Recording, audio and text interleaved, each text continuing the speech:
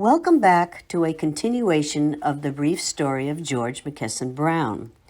You cannot help to feel a little sorry for George because money may have made his life more comfortable. There was still plenty of heartbreak to even break our hearts. And so we continue. While the building of George's chateau progressed, he continued to enjoy yachting and sword fishing, and he may even had taken an extended trip south to the British West Indies with his wife. Back in Huntington, in order to accommodate his yacht, George built a dock and had the harbor water dredged in his area for deep water anchorage. He also started to sell some of his Manhattan properties before the threat of a tremendous increase in property tax assessments took place. In late 1912, things started to go downhill for George.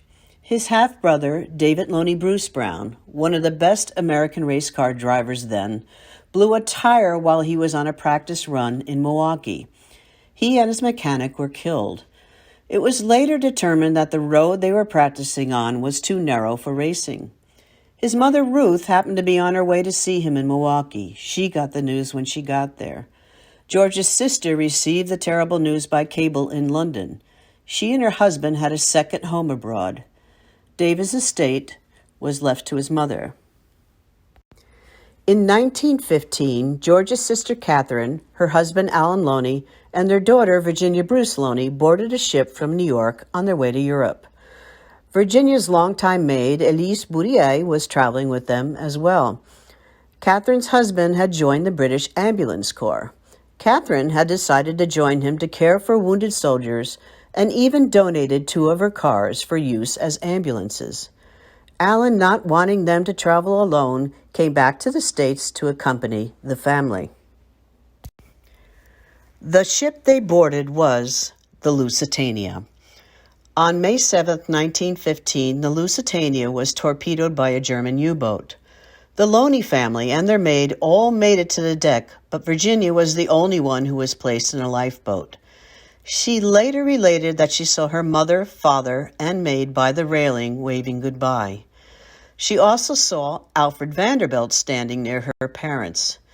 Virginia was tossed in the water as the lifeboat was tipped when the rope snagged and was cut away.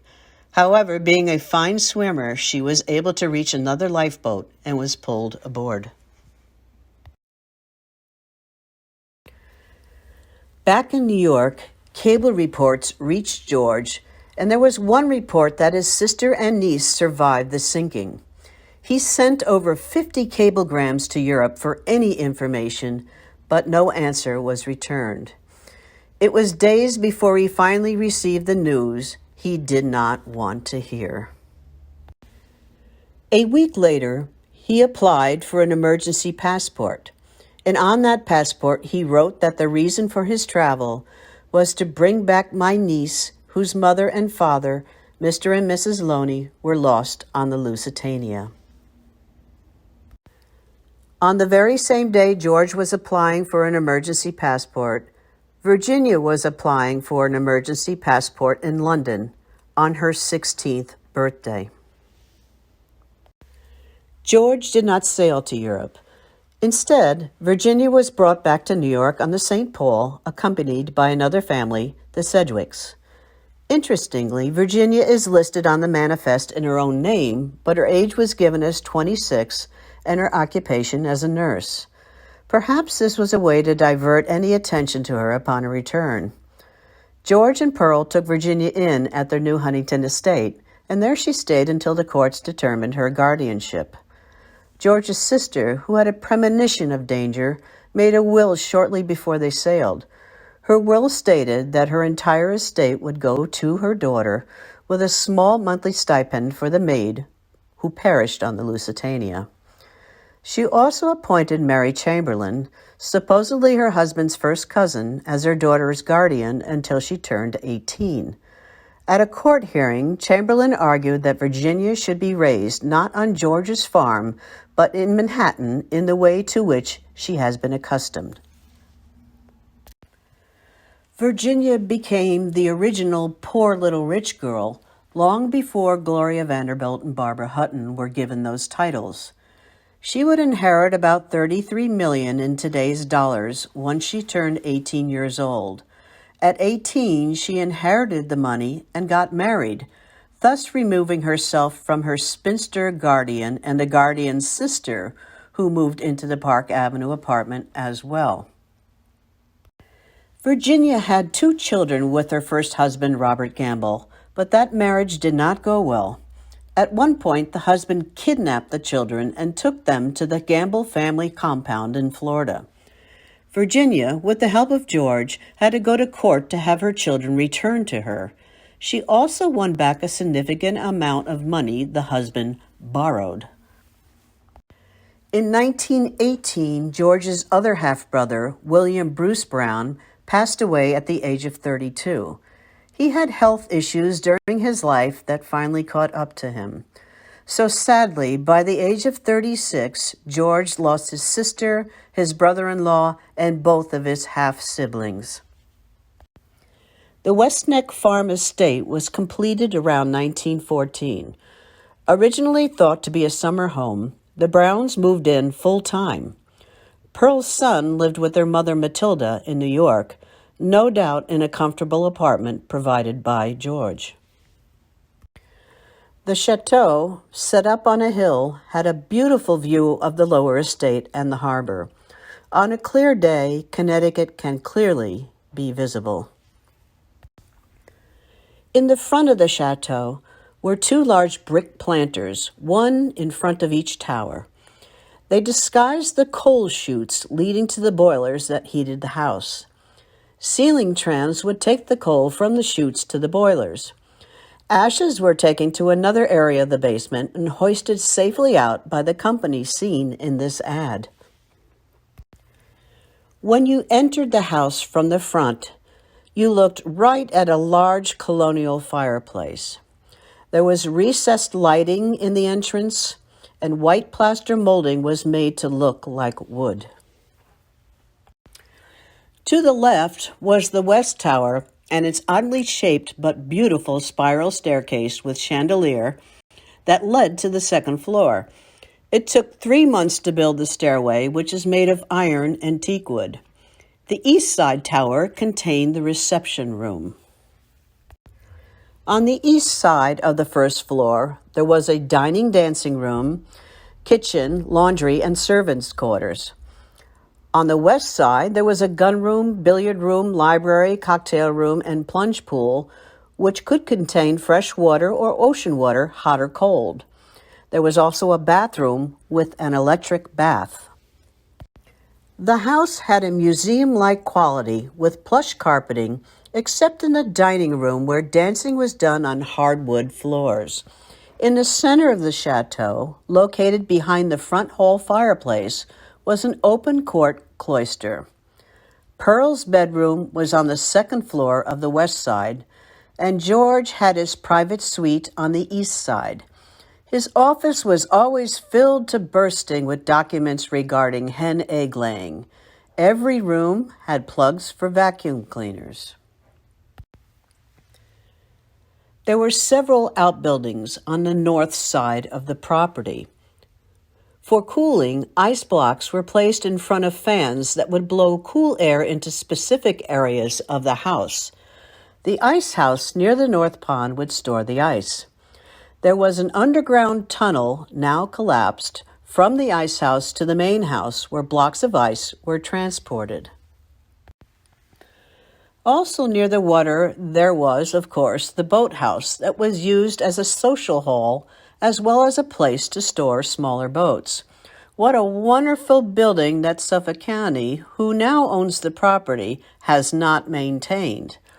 Today, you can access the boathouse from the back of Quandra Hall or from Gold Star, Battalion Beach. South of the chateau was the gatehouse, with 2 separate living quarters for employees. There was a garage where one could drive completely through the building. The 2 posts in front of the garage door contained buttons to open the door, an early garage door opener, if you will. The east wing with the garage was occupied by the chauffeur, Alfred Lewin and his family. It was the only other place on the property that had a direct phone line to the main house. The building to the left was the cottage, which for many years was occupied by the superintendent of the estate, John Henry, and his family. John was involved in the construction of the buildings and was asked by George to stay on as superintendent. John's children referred to the cottage as the farmhouse.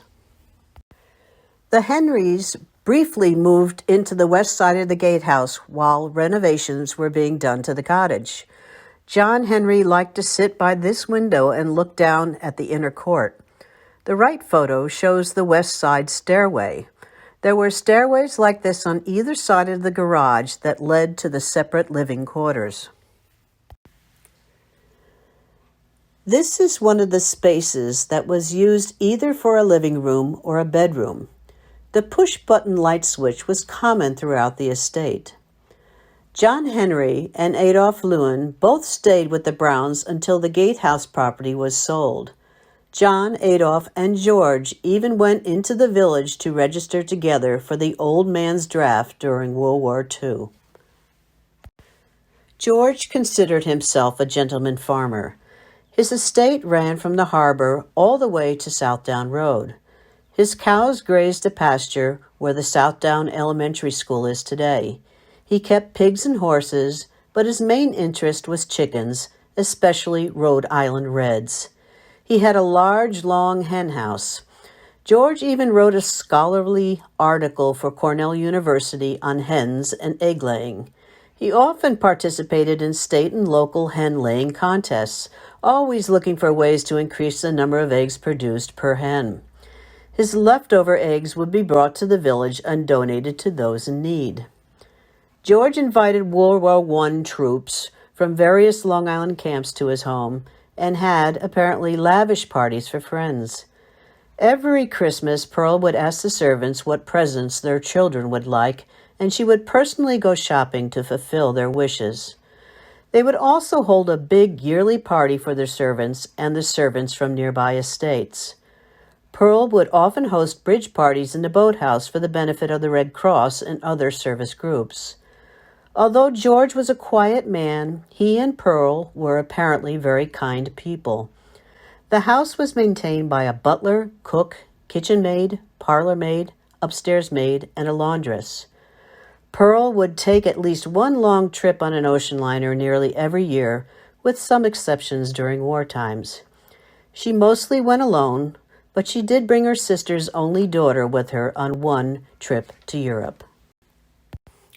Pearl would have some heartbreak in 1927 when her only child, after returning home from Army assignment in the Panama Canal Zone, died from acute pneumonia at the station hospital in Fort Hamilton, New York.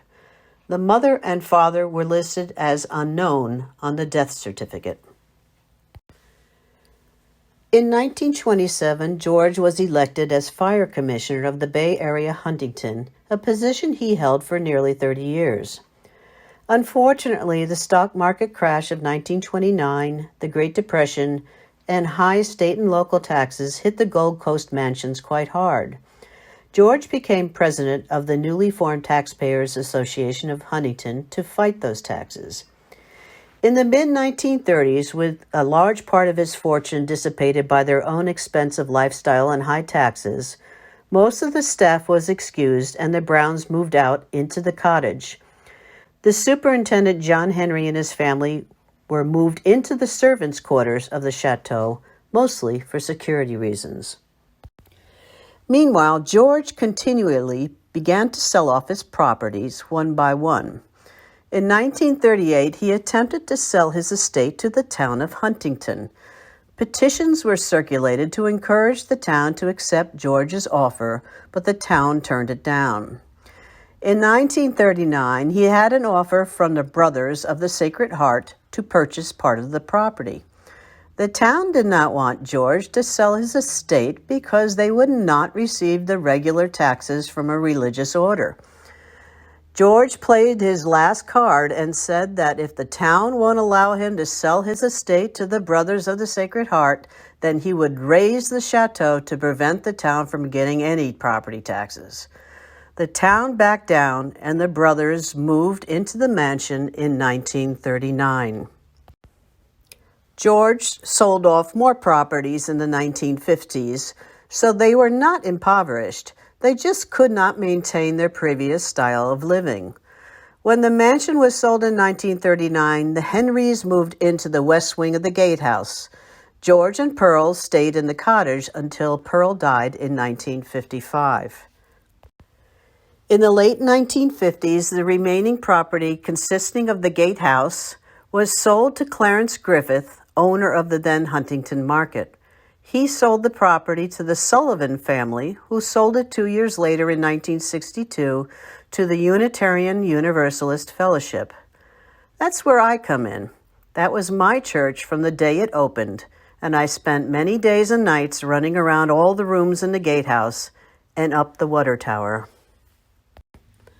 At the age of around 77, George met a nurse, Hattie Mae Hopkins, and they were married. George and his new bride moved to a home very near the Huntington Country Club property, which is where they lived out their final days. George and Hattie are buried in the family plot in the Greenwood Cemetery in Brooklyn. A memorial to his sister and brother-in-law, whose bodies were never found, is present in the plot. Pearl Brown was cremated, and it's currently unknown what happened to her ashes. It's possible that she is buried near her mother and son at the Mount Hope Cemetery in Westchester. I hope you will visit Quandra Hall. The entrance to the estate is on Browns Road. Drive in and park in the back for a beautiful view. You can also park at the Unitarian Universalist Fellowship and walk around the gatehouse. Thanks for watching. Bye-bye.